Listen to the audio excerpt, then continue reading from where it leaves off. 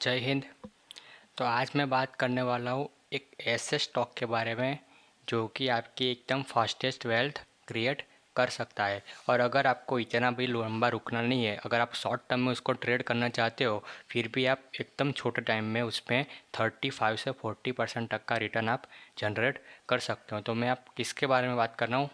तो मैं बात कर रहा हूँ इन्फोसिस के बारे में, जो कि है फास्टेस्ट वेल्थ क्रिएटर के नाम से जाना जाता है।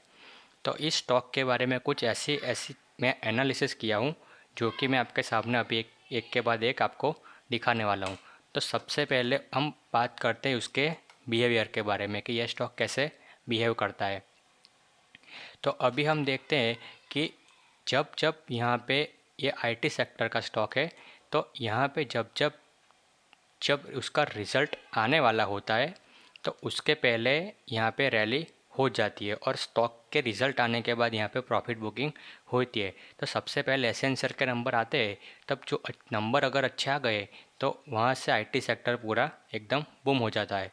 तो पूरा आईटी सेक्टर यहाँ पे चलता है। उसके बाद जैसे जैसे रिज़ल्ट आने लगता है उसके बाद यहाँ से प्रॉफिट बुकिंग शुरू हो जाती है। तो जैसे कि आपने यहाँ पे देखा 14 अक्टूबर को यहाँ पे उसका रिज़ल्ट आया था, तब यहाँ पे कंपनी चल रही थी ऑल टाइम, यहाँ पे कंपनी चल रही थी ऑल टाइम हाई पे। तो उसके बाद यहाँ पे कंपनी ने गिरावट दिखाई फिर। तो कहने का मतलब ये है कि कंपनी के जब रिज़ल्ट आने वाले क्वार्टरली, तब वो कंपनी एक अपना ऑल टाइम हाई लगा देती है। तो फिर कंपनी का यहाँ पे ऑल टाइम हाई से इतना लगभग 10-12% तक का यहाँ पे करेक्शन फिर हुआ था। तो अब सेम पोजीशन आप यहाँ पे देखिए कि अब ये तो हो गया अक्टूबर का रिज़ल्ट, ठीक है। तो जो मेन पॉइंट है तो वो क्या है कि जब दूसरे क्वार्टर का रिज़ल्ट आने वाला होता है, तो जो पहले क्वार्टर का जो रिज़ल्ट आया था तब जो हाई लगाया था, तब वो हाई अब ब्रेक होके अब जो हाई लगेगा वो लगेगा नया हाई बनेगा यहाँ पे। ये देखिए अब नया हाई बन गया यहाँ पे। तो जब जब यहाँ पे कंपनी के एक एक क्वार्टर कंपनी जंप करती है, वैसे वैसे ही स्टॉक उसका स्टॉक जो है वो प्रीवियस हाई को तोड़ के एक नया हाई बनाता है। तो यहाँ पे अब अगर आप पिछले हाई से यहाँ पे कंपेयर करें तो इस हाई तक यहाँ पे कंपनी ने ऑलमोस्ट 18% का जंप लगाया है प्रीवियस हाई के बाद, ठीक है। अगर आप यहाँ से जो देखें, अगर आपने करेक्शन से, तो वहाँ से तो फिर स्टॉक ने लगाया है 33% का ऑलमोस्ट जंप उसने लगा दिया है। तो मैं आपको ये प्रूव करने की बात कर रहा था कि यहाँ पे देखिए एक और, तो यहाँ पे आपको जनवरी में रिज़ल्ट देखने को मिल गया। अब यहाँ पे रिज़ल्ट आया अप्रैल का, तो यहाँ पे जनवरी का हाई था, अब यहाँ पे अप्रैल में क्या हुआ, एक और नया यहाँ पे हाई क्रिएट हो गया। यहाँ पे देखिए एक और नया हाई बना। तो ऐसे जैसे जब जब यहाँ पे रिज़ल्ट आते हैं स्टॉक के नए क्वार्टर में, तब तक जो उसका पिछला हाई होता है वो तो ब्रेक होता ही होता है। यहाँ पे पिछला हाई तो ब्रेक होता ही होता है, लेकिन उससे भी ज़्यादा यहाँ पे एक नया हाई क्रिएट होता है और उसके बाद रिज़ल्ट आने के बाद यहाँ पे स्टॉक फिर से नीचे करेक्ट करता है।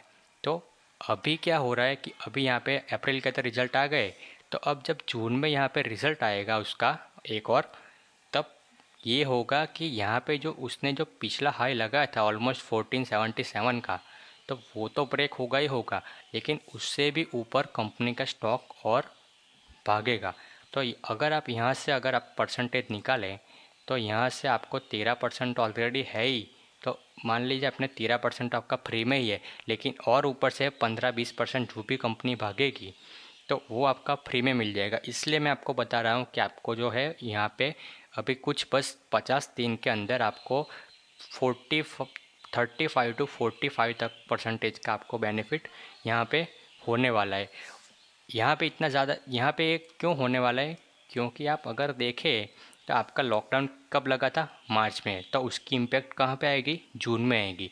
तो यहाँ पे मार्च टू मार्च कंपैरिजन हो रही थी अभी तक, तो ठीक है, तो इसलिए कंपनी यहाँ पे हो रही थी। लेकिन अब जब जून टू जून कंपैरिजन होगी, यहाँ पे ईयर ऑन ईयर बेसिस पे कंपैरिजन होती है कि कंपनी ने कितना जंप दिखाया, तो जब अब जून का रिजल्ट आएगा तब जून में तो कोविड की वजह से कंपनियों की पूरी बैंड बज चुकी थी, ठीक है। तो उनका तो रिज़ल्ट ख़राब ही है जून का, पिछले साल का।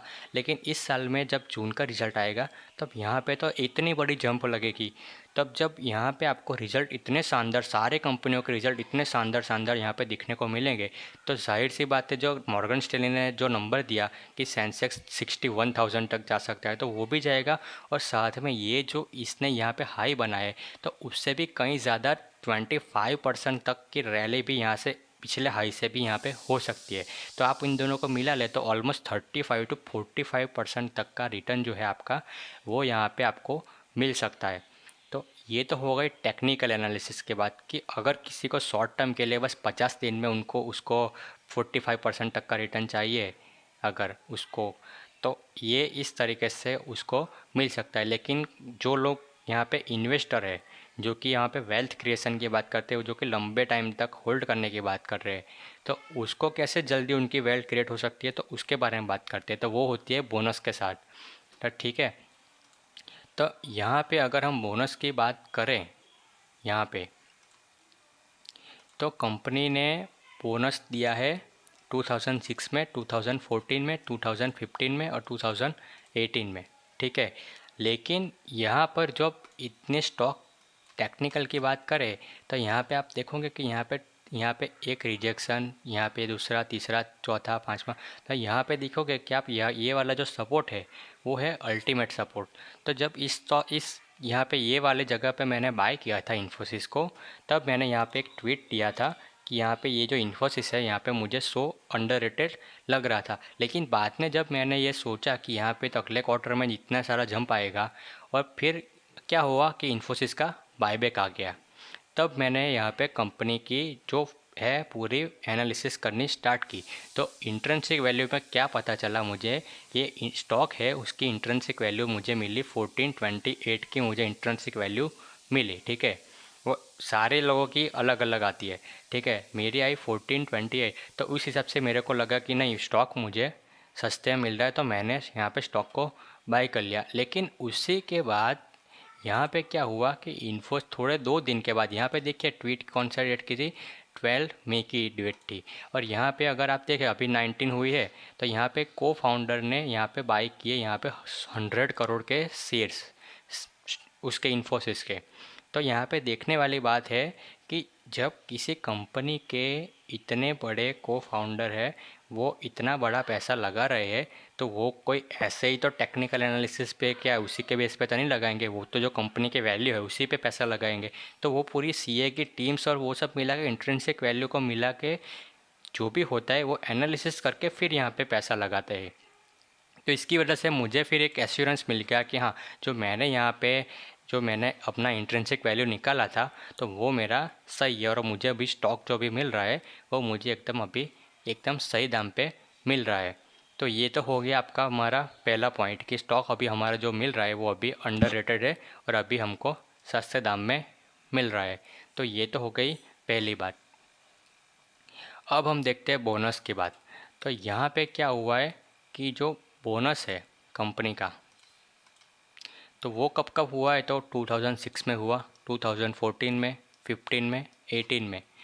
तो यहाँ पे आप देखोगे कि कंपनी फ्रीक्वेंटली यहाँ पे बोनस देती आई है। ऐसा नहीं है कि एक अभी दिया फिर 15 साल के बाद दिया, तो ऐसा नहीं है। कंपनी के पास जब जब पैसा आ जाता है, ज़्यादा रिजर्व्स एंड सरप्लस हो जाता है, तो कंपनी बोनस दे देती है। लेकिन उसमें भी गौर करने वाली बात ये है कि कंपनी बोनस कब देती है। यहाँ पे देखिए कंपनी बोनस कब देती है, तो यहाँ पे देखिए इन्फोसिस मीटिंग हेल्ड ऑन 14 अप्रैल 2021। अभी तो यहाँ पे हुआ है हमारा, ये तो अभी 2021 का बाईबैक हुआ है।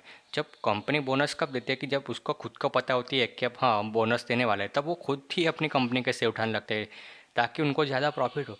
वो कंपनी को ऐसे जानबूझ के तो ऐसा बाईबैक नहीं लाएगा ना। वो 1750 पर शेयर का उन लोगों ने बाईबैक का रेंज था। अभी स्टॉक कितने पे चल रहा है, 1338 पे चल रहा है। तो कोई कंपनी उतनी मूर्ख तो होगी नहीं कि इतना बड़ा बाईबैक लाए। कंपनी में अगर कुछ अच्छा होने वाला है, उनके मैनेजमेंट को पता है, तभी वो इतना बड़ा बाईबैक ला रही है ना। तो ये बात है। अब इसका मैं आपको प्रूफ दिखाता हूँ कि ये क्यों बाईबैक के बाद भी बोनस आता है।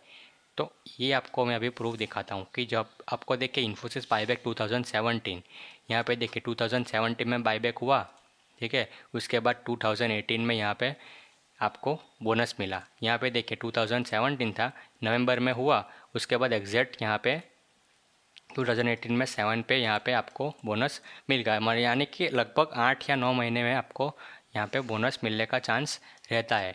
वैसे ही अगर आप दूसरा देखेंगे तो इन्फोसिस का बाईबैक 2014, यहाँ पे देखिए अगस्त 2014 में यहाँ पे बोनस डिक्लेयर किया यहाँ पे, और यहाँ पे 15 में यहाँ पे आपको बोनस मिल भी गया। यानी कि यानी कि बाईबैक यहाँ पे जो था आपका, तो वो बाईबैक यहाँ पे किया इन्फोसिस ने, और यहाँ पे आपको 2015 में वो फिर स्टॉक का आपको बोनस मिल भी गया।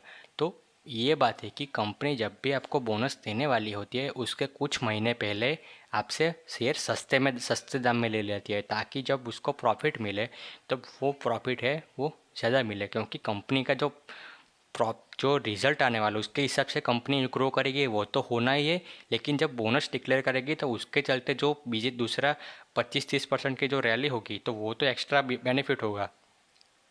तो वो चीज़ है। तो ये हुई बोनस की बात, ठीक है। अब आते हैं उसकी जो हमारे जो कंपोनेंट है कि क्यों ऐसा होने वाला है, तो उसकी बात करें टेक्निकल में थोड़ा सा फंडामेंटली, तो वो है कि उसका जो रिटर्न ऑन इक्विटी है अभी कल रहा है इन्फोसिस का 27.22, ठीक है। लेकिन उसका अगर हम ROIC देखें तो वो चल रहा है 32.11, यानी कि ROIC है वो ROE से ग्रेटर देन है। यानी कि जो रिटर्न ऑन इक्विटी है हमारा, तो वो चल रहा है कम चल रहा है ROIC से ज़्यादा। यानी कि क्या कंपनी जो पूरा उनके पास कैश है उससे वो ज़्यादा रिटर्न कमा रही है, जो कि ROE से है, तो उससे ज़्यादा पैसा कमा रही है, ठीक है। अगर ये सब कॉन्सेप्ट आपको समझ में नहीं आ रहा तो कोई बात नहीं, मैं आपको इसके अगले फंडामेंटल वीडियो में आपको ये सारी चीज़ें समझा दूंगा कि ROE क्या होता है, ROIC क्या होता है।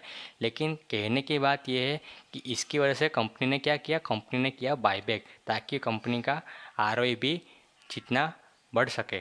तो ये हमें दिखा है कि कंपनी हमें जो ROE कम क्यों है, क्योंकि कंपनी हमको जो रिटेन कर रही है अर्निंग तो वो ज़्यादा कर रही है। ROE कम क्यों होगा, जब कंपनी जो हमें डिविडेंड देना होता है उसकी जगह हमारा ही पैसा वो खुद ही रिटेन कर करके फिर बोनस देने के लिए, जब कंपनी ज़्यादा ज़्यादा हमारा जो जो होता है वो रिटर्न करती है प्रॉफिट, तब हमारा ROE है वो एक्चुअल जो रिटर्न आता है उससे कम हो जाता है। तो इसीलिए जो कंपनी जो पूरा पैसे पे जो रिटर्न बना रही है उससे कम हमारा ROE निकल रहा है। क्यों? क्योंकि जो कंपनी हमको डिविडेंड देना चाहिए उसकी जगह जो कंपनी है वो अपने रिटर्न अर्निंग में बार बार यहाँ पे ऐड करती जा रही है अपना प्रॉफिट। इसीलिए जो हमारी इक्विटी है वो बढ़ रही है, तो इसीलिए जो हमारा ROE है वो यहाँ पे कम होता जा रहा है। तो वो एक सिग्नल है कि कंपनी के पास पैसा यहाँ पे इक्विटी में बढ़ रहा है, तो इसीलिए जो कंपनी का ROE है वो कम हो रहा है ROIC के कंपेयर में, ठीक है। और अब अगर हम मनी कंट्रोल पे उसका देखें तो उसका जो रिजर्व्स एंड सरप्लस है वो देखिए कितने तेज़ी से यहाँ पे रिजर्व्स एंड सरप्लस यहाँ पे जो है वो बढ़ रहा है। तो ये बात है कि कंपनी के जब रिजर्व्स एंड सरप्लस इतने अच्छे होते हैं तब कंपनी एलिजिबल होती है एक बोनस या स्प्लिट जैसी चीज़ें करने के लिए। यहाँ पे कंपनी एक यहाँ पे एलिजिबल हो जाती है। तो ये चीज़ें कि यहाँ पे इन्फोसिस का जो चांस है बोनस देने का वो बहुत ही ज़्यादा है, क्योंकि उसके रिजर्व्स एंड सरप्लस भी एकदम बहुत ज़्यादा बेहतर है। उसके बाद जो मैंने ये चीज़ें आपको बताई, जो शेयर बाईबैक करती है पहले, उसके बाद यहाँ पे बोनस देती है, और ये जो सारी मैंने चीज़ बताई आपको ROIC उसका ग्रेटर देन है ROE से, यानी कि जो हमारा हमको जो डिविडेंड देना चाहिए उसके बदले में हमारा ही पैसा खुद बार बार कंपनी री इन्वेस्ट करके हमारा पैसा बढ़ा रही है, और वो बाद में हमको डिविडेंड बोनस की तरफ से हमको पूरा एक शेयर हमको बोनस में दे देगी। तो कंपनी का ये प्लान है, तो ये हमने समझ लिया। तो यही सेम चीज़ TCS के साथ है, लेकिन यहाँ पे मैं इतना ज़्यादा आपको प्रेफर नहीं करूँगा कि यहाँ पे बोनस मिलने ही वाला है, लेकिन आप इस पे फोकस रख सकते हैं। इन्फोसिस की तो मुझे 90% चांस लग रहा है कि इन्फोसिस बोनस देने ही वाला है, क्योंकि ये फास्टेस्ट वेल्थ क्रिएटर है, और यहाँ पे उसने यहाँ पे हिस्ट्री हमारी दिखाती है कि उसने टाइम टू टाइम यहाँ पे बोनस दिया है। अभी 2018 में दिया था, अभी कितना हुआ 19, 20 और 21, यहाँ पे 3 साल तो यहाँ पे हो चुके हैं। तो अब कंपनी के पास इतने इनफ रिजर्व्स एंड सरप्लस है, और कंपनी हमारी जो रिटेन अर्निंग है वो हो के अपने एक बोनस देने के लिए एक एलिजिबल स्टेज पे आ चुके हैं। तो इन्फोसिस के जो चांस है वो एकदम ज़्यादा लग रहे हैं। लेकिन आप TCS पे भी फोकस रख सकते हो, क्योंकि TCS ने बोनस दिया था, वो दिया था 2009 पे, दूसरा दिया था 2018 पे। तो ज़्यादा लगता नहीं मुझे कि TCS बोनस दे सकती है, लेकिन जो सिचुएशन है TCS के साथ वो भी सेम वही है कि अगर आप उसके फाइनेंशियल देखें तो यहाँ पे भी उसके रिजर्वेशन सरप्लस है 86,063, यहाँ पे उसके भी रिजर्वेशन सरप्लस है, ठीक है। और TCS ने भी बाईबैक यहाँ पे ऑलरेडी यहाँ पे 16,000 करोड़ का ऑलरेडी दिसंबर 2020 में कर रखा है। तो हो सकता है कि इन्फोसिस ने जैसे 3 साल में यहाँ पे बोनस दे दिया, तो वैसे भी TCS भी शायद 3 साल के अंदर अब नेक्स्ट बोनस दे सकता है। क्योंकि यहाँ पे आप देखोगे यहाँ पे मेरे ट्वीट में, तो यहाँ पे TCS की भी जो ROIC है वो 58.23% है, समझ रहे हो, 58.23, और उसकी ROI कितनी चल रही है 39.06। तो यानी कि TCS का जो डिफरेंस है वो तो बहुत ज़्यादा है। यानी कि TCS हमको डिविडेंड बहुत कम दे रहा है और हमारा पैसा जो है वो रिटेन अर्निंग में ज़्यादा रख रहा है, तो इसके लिए उसकी ROI है वो बहुत कम हो रही है। तो ये चीज़ है, इसलिए TCS में भी यहाँ पे पॉसिबिलिटी ज़्यादा बनती है। तो ये चीज़ यहाँ पे है। जैसे कि यहाँ पे देखा है कि TCS ने भी यहाँ पे 2017 में बाईबैक किया था, उसी के बाद TCS ने यहाँ पे 2018 में यहाँ पे बोनस दिया था। तो यानी कि जब जब यहाँ पे कंपनी यहाँ पे बाईबैक करती है तो उसके 1 महीने बाद या 1 महीना में नहीं, मतलब 1 साल बाद यहाँ पे बोनस देने के चांस उनके बढ़ जाते। तो यहाँ पे भी TCS ने 2020 में यहाँ पे बाईबैक किया था, तो हो सकता है कि वो 2021 में ही हमको बोनस दे दे। तो यही बात है सेम TCS के साथ और इन्फोसिस के साथ। तो ये है कि ये दोनों कंपनियां हमको बोनस दे सकती है। और बोनस अगर नहीं भी दिया, मान लीजिए अगर हमने कंपनी ने बोनस नहीं भी दिया, तो भी ये कंपनी इतनी फंडामेंटल स्ट्रॉन्ग है कि आपको आपकी जो वेल्थ है वो तो एकदम से क्रिएट होने ही वाली है। जैसे कि अभी इन्फोसिस का यहाँ पे हम शेयर प्राइस देखें तो यहाँ पे आप देखोगे मैक्स चार्ट पैटर्न में, तो यहाँ पे इन्फोसिस ने कितना रिटर्न दिया है 11,458 का यहाँ पे इन्फोसिस का यहाँ पे रिटर्न है। अगर हम सेम यहाँ पे TCS के साथ देखें तो यहाँ पे देखिए ऑलवेज यहाँ पे बढ़ने वाला स्टॉक, आपका पैसा कभी डाउन नहीं हो सकता। यहाँ पे देखिए 20465 का यहाँ पे TCS का भी रिटर्न है। तो आपका पैसा ऑलवेज यहाँ पे बढ़ने ही वाला है। आप कहीं पे भी मूवमेंट पे लगा दीजिए, आप यहाँ पे लगा दीजिए, यहाँ पे लगा दीजिए, कोई भी इतने बड़े हाई पे लगा दीजिए, आपका पैसा ऑलवेज यहाँ पे बढ़ने ही वाला है। तो आपको यहाँ पे नुकसान की तो ज़ीरो चांस है। तो ये हुआ आज का मेरा एनालिसिस का, मेरा जो ओपिनियन है इन्फोसिस और TCS के ऊपर, तो वो ये है। तो अगर आपको लगता है कि ये बोनस देने वाली है तो आप मुझे कमेंट सेक्शन में बताइएगा। तो तब तक के लिए मैं मिलता हूँ आपको अगले वीडियो में। लेकिन अगर आपको मेरा ये एनालिसिस अगर आपको पसंद आया है तो आप प्लीज़ चैनल को सब्सक्राइब कीजिए। और अगर मैंने यहाँ पे जो टर्मिनोलॉजीज कुछ यूज़ किए हैं वो हो सकता है कि आपको वो समझ में ना आए, तो कोई बात नहीं, यहाँ पे मैंने प्लेलिस्ट बनाया है कि फंडामेंटल एनालिसिस सीरीज़ करके, तो वो देखते रहिएगा। आपको धीरे धीरे करके मैं यहाँ पे सारे वीडियोस डालने वाला हूँ।